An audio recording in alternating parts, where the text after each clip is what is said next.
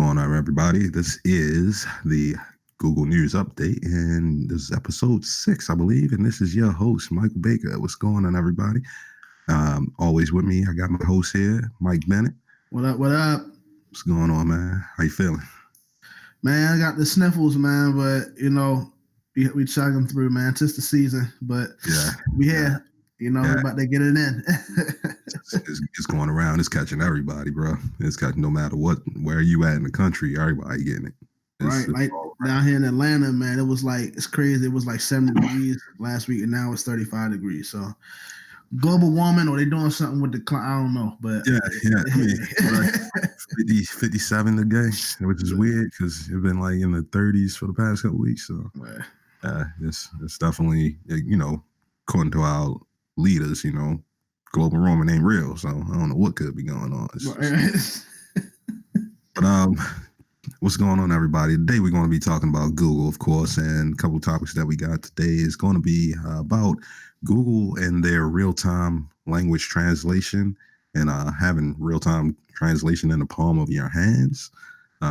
Google having to be served a $166 million fine by France, by the country of France, for abusing their online ad market because they're one of the most dominant advertisers on the platform in the world today. They're abusing it, goddamn. Apparently, they're abusing it. And the last topic is talking about after a bumpy launch, how Google Stadia is forging and adding a new indie developer team, Typhoon, and how they're bringing them into the fold for Google Stadia. I think that'll be a good fit for them. I'll explain a little bit in a little bit, but So for the first topic that we have, I am kind of still getting over my little cold, but first topic that we have is talking about Google and their real-time language translation and how that's basically in the palm of your hands now. Google has been working with like text-to-speech technology, artificial intelligence technology, having like a digital assistant for a long time. And they've been working on translation for even longer, I think. I mean, basically since they are a global country, a global company. And for the most part, they've released, like, I want to say like 2010, they released a plugin on Internet Explorer and like Firefox before Chrome even was a thing, where they allow for you to do translation for websites, where all you have to do is essentially click on and say the type of language that you speak, and it will essentially translate that website into the language that you. I remember that. Yeah, they did come up with it was like I mean now it's almost like instantaneous. If you use Google Chrome, basically if you just go to a website and it's out of language, it'll ask you immediately, do you want it to be translated to your language? But like for a while, it was initially like it was a couple step process where you had to sort of initialize it yourself. But I mean, they've been doing translation for a while now, and I guess now it is almost coming to fruition to a point where it's just instantaneous, where you can basically ask Google Assistant for interpretation. It says in the first line here, it says in the article, it says Google's real-time language translation tool, Interpreter Mode, is now accessible on mobile devices. Right. So, I mean, it's something that's been the talk of the town for some time. I actually follow a couple other YouTubers, man, and a guy, he goes by the name Mediocre Tutorials and Reviews. I don't know, maybe one of these days we could probably have more, but he's in the IT industry, like heavy in IT. And he actually is working, I think, if not for Google, something along the lines of like dealing with like interpretation, like AI and interpretation and stuff.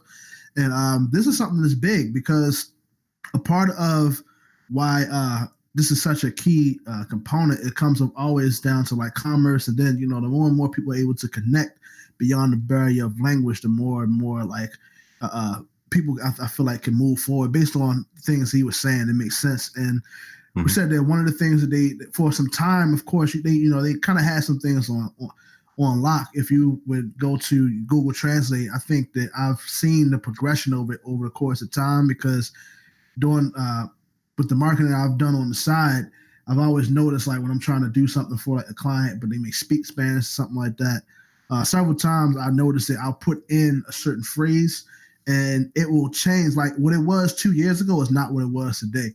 And that's Yeah. I think what's so interesting about it is because what's happening with these translations is starting to find its way to talk, like to be able to translate and understand, I guess, normal conversation. Like there's so many different Spanish, I guess, tend to be. I think it may be the most spoken language in the United States now, right? I think statistically either Well, that yeah, or second. It's like I think second or in whatever. the world, it may be one of the top spoken languages Spoken because it's in languages. South America and Spain did most of the colonization of the world. So Right. And that's the they thing. So, oh yeah, yeah. But I am going to cut you off. But what I was what's interesting about this is that, in which we bring up with Spanish, is that there's all different types of Spanish. Like you have traditional, like you have actual Spain Spanish, right? You have Latin American Spanish.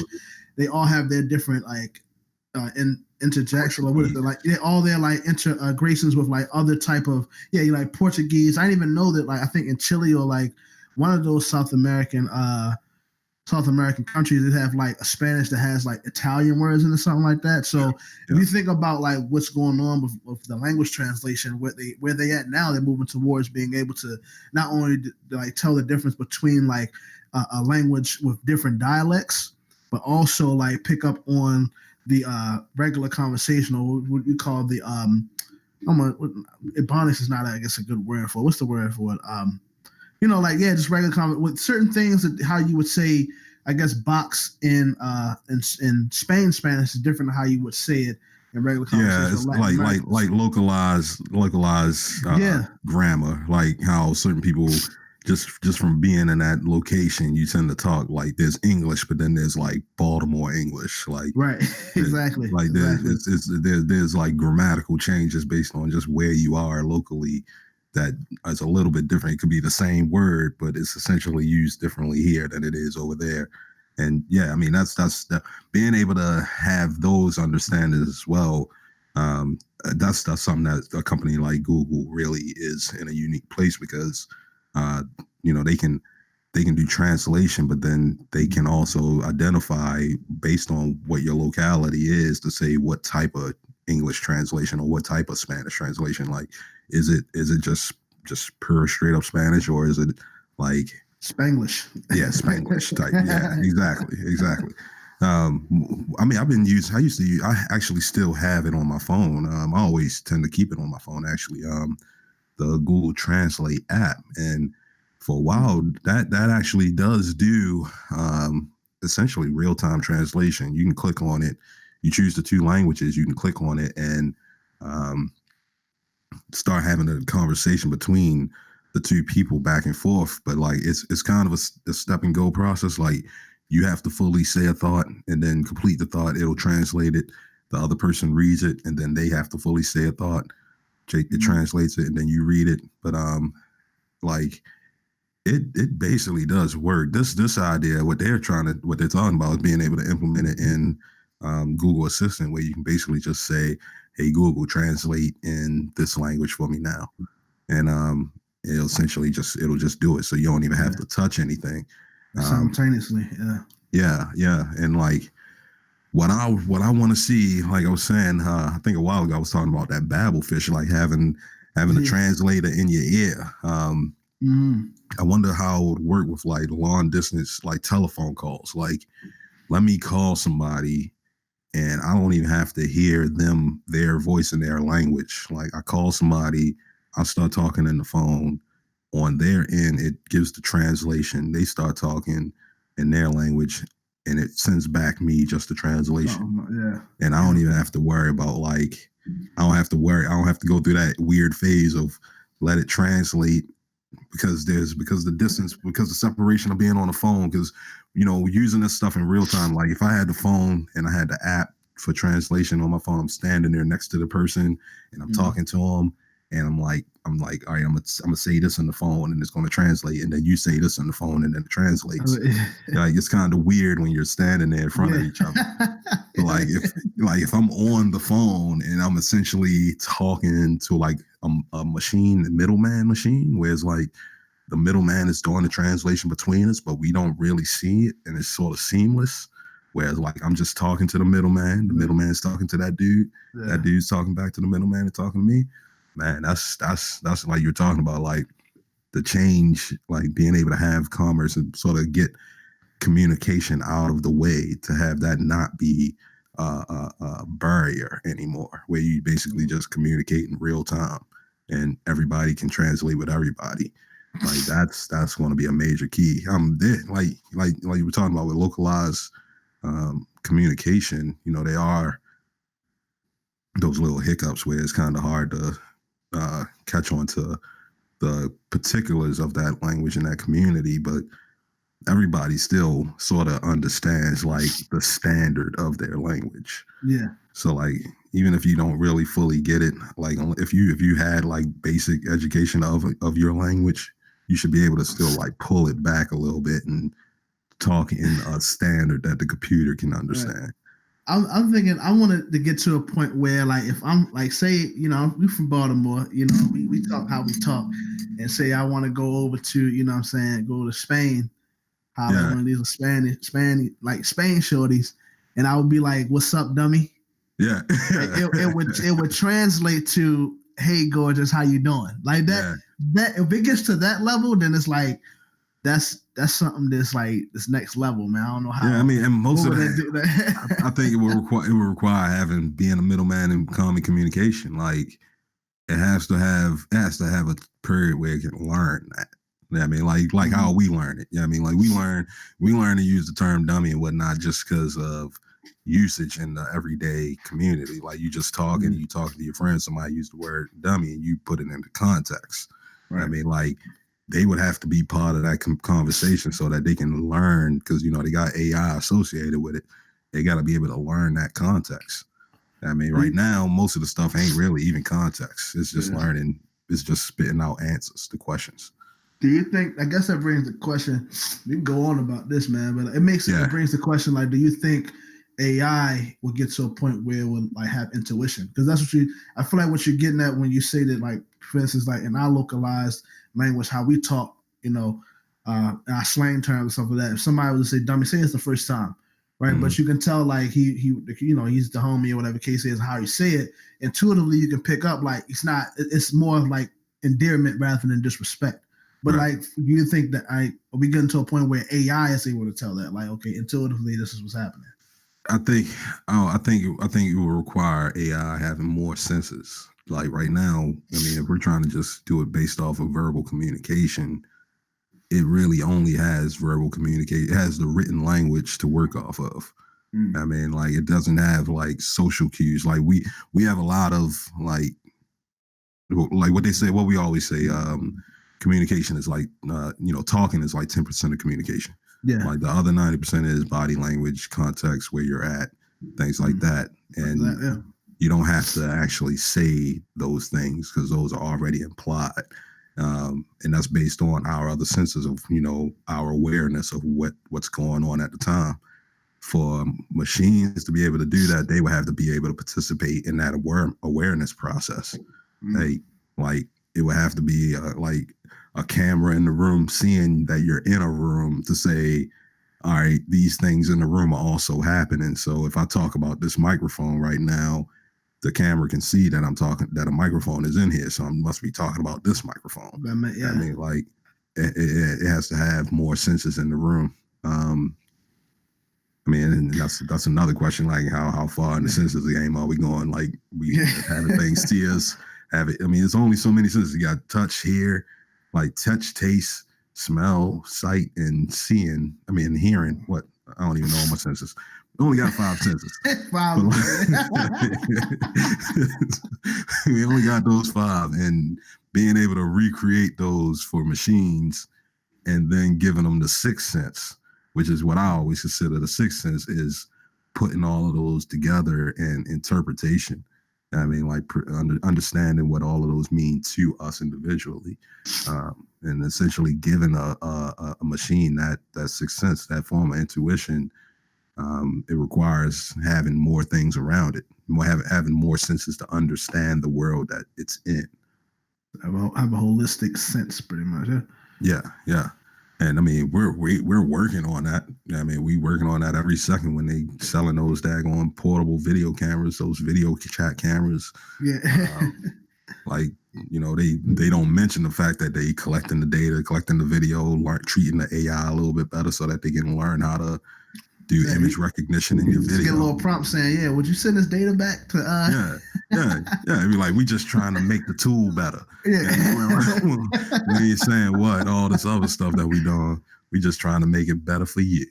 I mean, like, but yeah, they collecting all this data so that they can do exactly that. And I mean, if something is aware to able to see you, if it's able to see you in the world, you might have better contacts. If it sees that I'm hugging this dude and then I call him a dummy at the same time, it might be my friend. Yeah, I mean, like it gotta have to go through those motions though.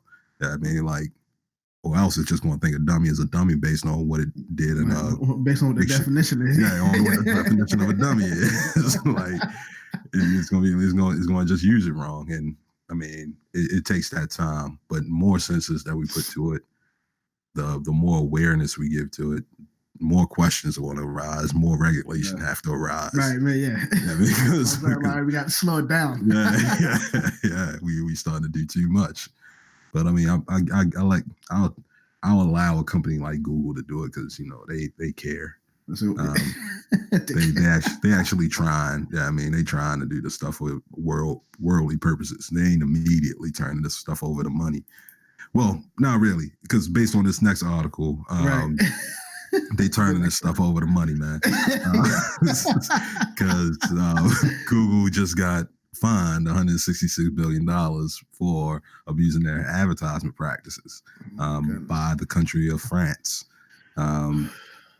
Google is 66 M's, dog. Oh yeah. I mean, and really, that ain't nothing to Google, but to me, that's my life. Yeah, I mean, like Google. That's my whole family, Bluttenheim. Yeah, I have 166 million. I have to force myself to continue working at that point. Yeah. I mean, like if you can't just give me that. Like, I can't just do that because I'm gonna just quit everything and I'm just gonna go off the grid. But Google has been fined 166 million by France because of their practices with advertisement. Google is probably the number one digital advertiser out there now. I say Facebook is number 2, and then probably Amazon number 3.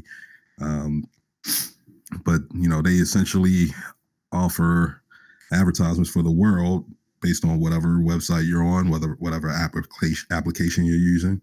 They track your data, and France really is having issues with the way that Google uses their platform and how they determine what is a good advertisement and how they like the characteristics of when you're creating an advertisement placement and when you're essentially critiquing your advertisement to reach your particular audience, like the demographic stats that you use, things that you're filtering out for the audience you want your advertisements to reach. France was saying that Google doesn't give enough information about how their algorithm actually works and how they actually narrow down and target their audience. So it's sort of like a system where the client essentially or agency will essentially just go into Google Ads, they create the advertisement, they do pick out certain model critique information about who they want to average. Yeah, like who the demographic like they want. They organize on who they want it to reach, but a lot of it is still at the end of the day a mystery on how it chooses how it actually gets that ad to you. And all you know at the end of the day is that supposedly it got to this person and Google billed you a lot of money for it. And I mean, it's just really a black box of advertising, and you they don't want you to know on they do it for the middleman purpose. They don't really want you to get access to a particular client or a particular potential customer, so they sort of hide it. They don't say if you want to be able to get an advertisement to Michael, like this is how you can get an ad to Mike, but they give characteristics that I might fall under. I mean, so they give you general data in this case, they were talking about using keywords, and like amongst all the other demographic, using keywords to be able to find like to target your audience, and saying that that's not enough, and it's kind of what's the proper term? It's vague. It's very vague, ambiguous about. Yeah. I think that what I see with this, bro, is that it's so when I read through the article, I'm looking at it and they're saying it's difficult. Like right here, it says that specifically the methods Google used were difficult to understand. They said, and then that's when Google was forced to like clarify the rules of how the ads work. And I think where what's happening, because I've tried, I do advertising, and what happens is on the surface level, it's different things that goes into advertising, especially on the Google platform, is that a lot of what you directly have control over, right? As far as if you say you want to target people in certain areas and stuff like that, or like certain keywords, you're basically going off of demographics. Like that's what you submit, like your demographic, which is like, age and like area and stuff like that.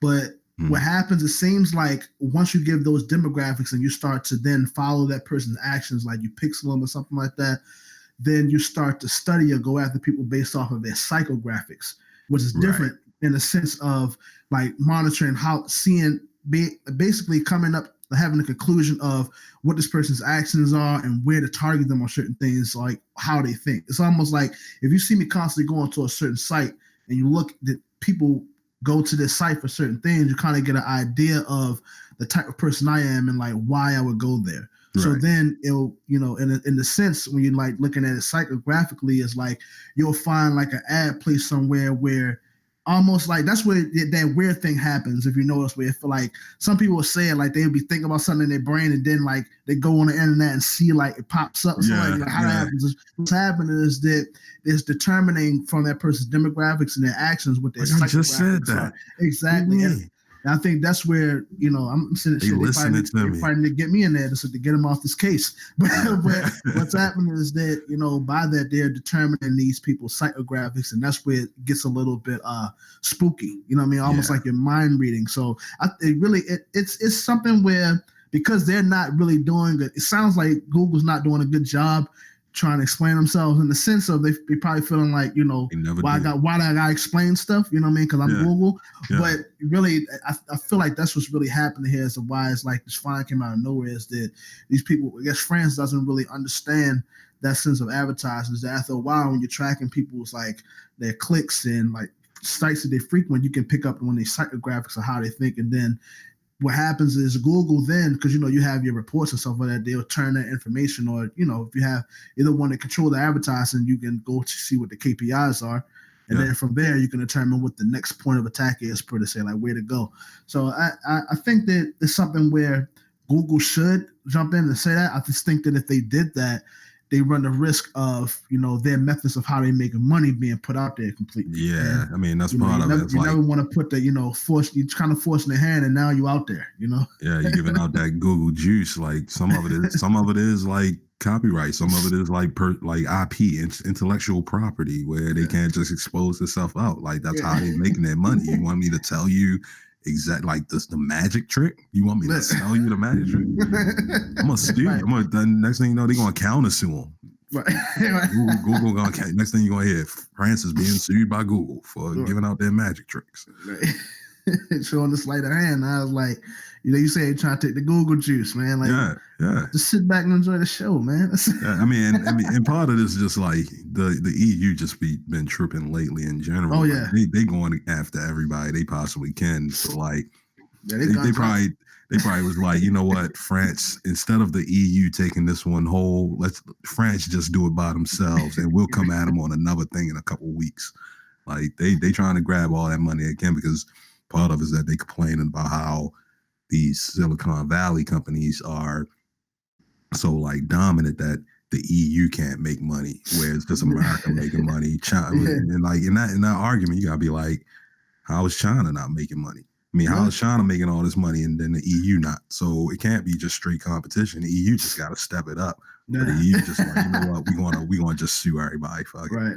The EU by way of France is still in Yeah. Google for. Yeah, that's what it's saying. The EU by the way of France. That's basically what that is. It just comes down to they gotta get their muscle up, man. It's an American way, you know what I mean? It's at its root, it's capitalism at its finest, man. Like capitalism is constantly run by people that don't understand our customers. Pretty much, that's what it is. And if you don't get it, then that's on you. If you're not a hustler, you're a customer. There you go. I mean, that's basically what it is. I mean, they like, man, we don't like this. We're going to call the police. Right. That's basically what that is, man. But all right, let's go to this last article about Google Stadia. I dream about Google Stadia. I'm just not ready to get it yet. But Google, after their bumpy launch, Google Stadia forged ahead by adding indie developer Typhoon. That article title doesn't really say much, but essentially, the Typhoon gaming company, a company called Typhoon, who's made like a lot of like single player, like create your own world type games. Yeah. Didn't they make the amusement park joint back? That's the main thing I remember. Yeah, I remember that. Like I really like that, man. Yeah. Like a lot of like the small. They technically smaller games. They're not like the AAA title games, but they hella addictive. Like you go in there and spend like 10 hours, like 40, 50 hours just creating your own little thing. And like apparently Google just went ahead and bought them out and made them part of the Stadia, the gaming service, which is probably like the best, the first deal that Google basically has made with buying a gaming company. Mm-hmm. Yeah. It's a good move too, because I think with Google Stadia, I ain't not taking spice, bro, but I think they probably need to go in that direction. At first, it's going after like a casual market where they know people, like certain companies that specialize on developing games where they know people spend an abundant amount of time. You know what I mean? Like the average person will, if you come home from work, the average Joe, from his IT job will come home and want to take care of his amusement park or his military base or something like that he's been building up just to see what happens. Right. So by them acquiring a company that focuses on stuff like that, I think it's a good move in the right direction. Yeah. I mean, I think it's just a good move in general, just because of the fact that it's showing that it's not just about AAA titles. It's not just about console games. Like Typhoon, they basically make like PC games. Like they don't really jump out on the console, and they also do mobile games. They definitely become mobile heavy for a while. Like, but they focus on these more creative games, like creative world building type games. And it's showing that Stadia is not just about doing these third party adventure or first person shooters and all this stuff. It's really trying to be the stadium of all games essentially. And it's really, I think it's more like a good faith buy. I think it's like one of those things where it's just it's like one of them things like we're gonna buy this because Typhoon is one of those companies that everybody loves. It's a sure shot. It's like we definitely gonna get a win with this. There's no way. It's no way you can lose doing this. It's nothing that you can really complain about with going the Typhoon route. Stadia they have a partnership with Ubisoft. Matter of fact, they talk about it in here. That they have an article with a partnership with Ubisoft where they're basically going to put every Ubisoft title on Stadia. So it's already pre-planned. Like they have like every title that has been and going forward, they're basically going to put in the Stadia platform as well. And Google doesn't really stop with any of those platforms. I mean, they really just talking about trying to get this whole cloud system running by any means necessary. And it's not really about being the dominant player for consoles. They really just want to get everything in the cloud as much as possible. like they have an overall perspective. Like, Xbox and PlayStation really want to get to be like they really just focus on the games. And Stadia is like Google's like, we want to focus on the games, but we want to focus on every game. Yeah, I mean, like every game possible. I think this as a general business principle, like when you're trying to, like when you go on an acquisition, it's almost like network marketing, right? Like I've tried several different things, and they always the message tends to be the same. Where we're starting off, it's always good to go wide rather than go deep. You know what I mean? Right. Like, so I feel Right. like what they're doing is rather than trying to go deep into like, oh, we're trying to specialize in first person shooters or something like that, where, you know, people have not only that the loyalty with that is always going to be an Xbox versus, you know, PlayStation Yeah. type of thing Yeah. in some ways. Exactly. Like, rather than trying to jump into that and then everybody's shooting at you, let's just go wide to see all we can acquire all of these things. And then whatever sticks, we can focus on. That just makes sense, man. Yeah. That's what I they're mean, trying to do with us. they probably going to take all the PC gamers, basically. Yeah, yeah, I mean, anybody that plays Civilization, anybody that plays Sims or Sim yeah, City yeah. or any of that, they're going to get all of them in there, get them all in Move the it to the pot. cloud. Yeah, Yeah, get them in the cloud. And then later on in this next gen that comes out, they'll get all the AAA title gamers going. yeah. I mean, and like they even talk about this auto, like they say after the bumpy launch, it still really hasn't launched yet. Like they had a beta release that has came out. They call it the Founders Edition because it's definitely an alpha. Like y'all, Yeah. everybody that bought it, y'all the pioneers in It's this. beta, but it's an Yeah, I alpha. mean, yeah, I mean, like the real release don't happen until March. So like, if you ain't get that Founders Edition, you can't play nothing yet. I mean, so like once that actually comes out, then I want to hear like the real complaints. But right now, it's just Google doing what Google does, which is just like drop a whole bunch of tech and see what shakes for it. I mean, like they don't really have they don't like you said their messaging is off. They really have an issue with communicating what they're saying. They just like here for the tech guys, for the developers, we got all this shit for you. We'll leave it up to y'all to do something with it. Right.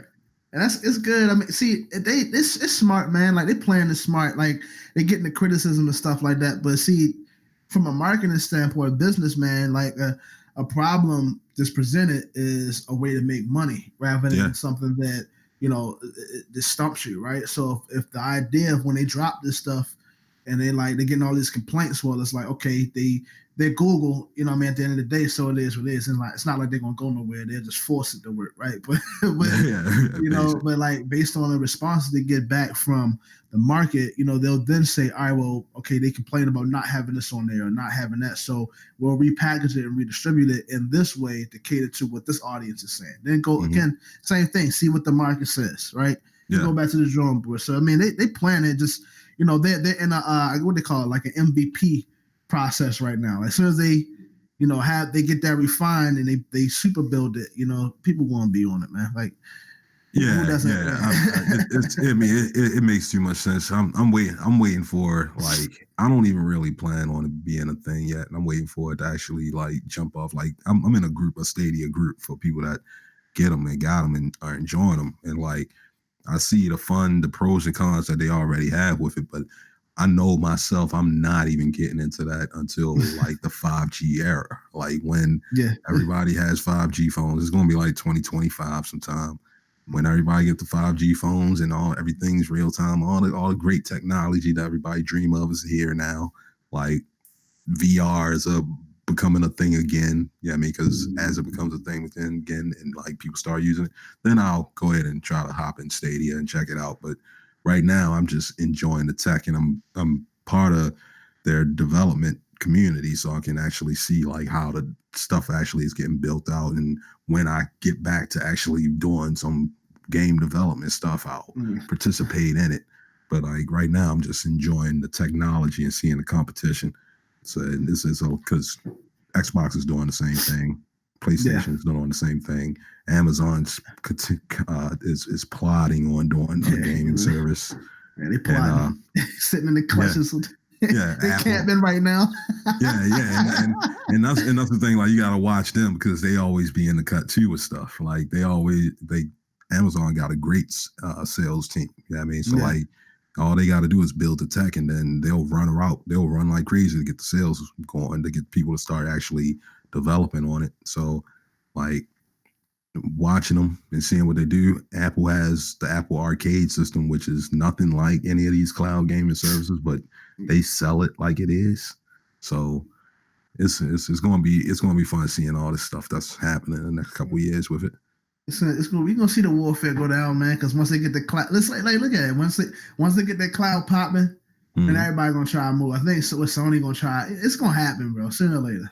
Yeah, like I said, it's going to be those games that can only be played in the cloud. It's going to be those games that don't really work in console worlds, and that's stuff that you really is hard to explain. It's more you got to like theorize it because it don't exist yet. Right. Yep. But that's about it, B. If y'all like this show, man, go ahead and do that damn thing, man. Like that button, hit that comment, go ahead, subscribe, share, all the stuff. We on your socials, we on your Facebook. I think I might do a Twitter. I don't know. I was contemplating doing a Twitter. It ain't really, I don't know. The Twitter world's kind of interesting. They got that World War III going on right now. Yeah, man. Twitter, that's the best way to put it, man. Twitter is like, you know, I mean, they not really the wholesome Facebook world that people see, but like they got some good stuff going on there, but then they got some weird stuff happening. But sure. I'm thinking we might hit the Twitter scene as well. But you can always find us on any of your streaming services. So if you got the iTunes, you got the Google, you got the Spotify, whatever, Stitcher and all that, you can definitely find us on there. We on Facebook, we on the YouTube, and we on everything. Essentially, you can find us. Just Google us, and we'll be there. And make sure you like, subscribe, and stuff like that, so that you don't have to Google us again. We'll just notify you. We'll just knock on your door. We'll knock on your cell phone. Like, subscribe, and go to notifications, man. Yeah, them notifications, man. That's where they be hitting at the best. That's how you really know. But and you got anything to say, Mike? Nah, man. That's subscribe or die. I'm gonna make a T-shirt. I'm gonna see me with a T-shirt on to say that next time, man. Yeah, subscribe or die. That's where we at, man. We got heat coming your way, and it's gonna keep getting better and better, man. So I want y'all to all our loyal listeners, you know, just jump on board, and we're gonna go some places, man. So yeah, stay tuned. Yeah, man. Y'all take it easy out there. All right, peace.